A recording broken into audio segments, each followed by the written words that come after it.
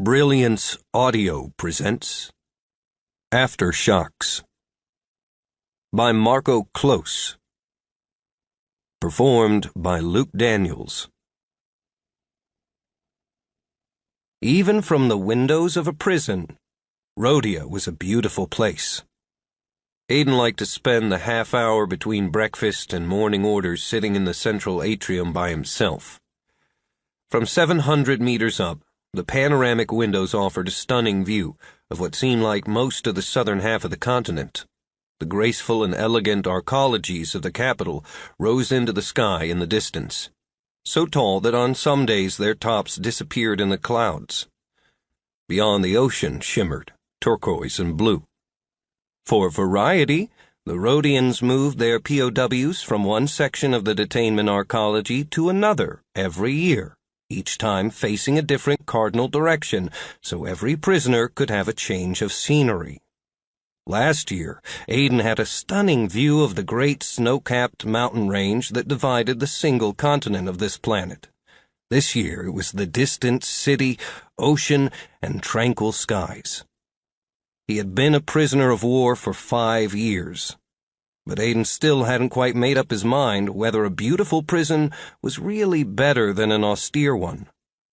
At the end of the war, right after his capture, the Alliance had used the warships of their defeated enemies to hold POWs until they could figure out what to do with them.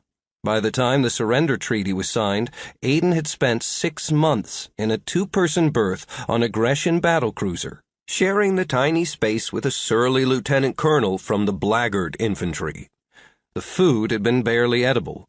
The Alliance had fed them the surplus military rations they found when they took over the Grecian depots, and Aiden hadn't seen sunlight the whole time.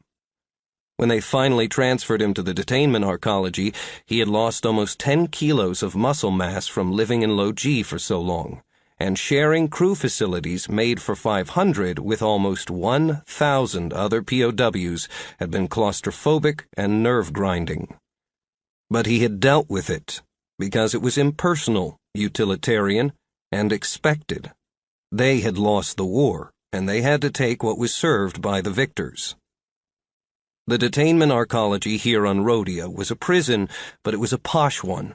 Back home on Grecia, no amount of money would buy a living space with a view like this.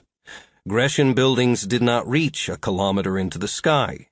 Even the food on Rhodia was good, which had vaguely annoyed Aiden after a while because he had to moderate himself and work out more to keep the weight off. It all seemed a little like the Rhodians were rubbing it in. Look where we can lodge even our captured war criminals. Look what we can afford to feed you. Just look at the view you get to enjoy every day. There was no mistreatment, no disrespect, just detached professionalism from the military police that ran the prison. They had a barber, a theater, a mess hall, a gym, an outdoor garden concourse that jutted out of the facade of the arcology in a 100-meter semicircle, private rooms, and personal com-tabs with limited and curated access to the Mnemosony, the system-wide data network.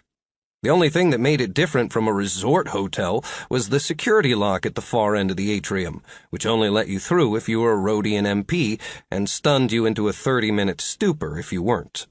But the fact that he couldn't leave whenever he wanted made it a prison, no matter how pretty the views were. The soft, two-tone trill of an official announcement interrupted Aiden's thoughts. Even the address system in the atrium was calm and low-key to preserve the tranquility of the place.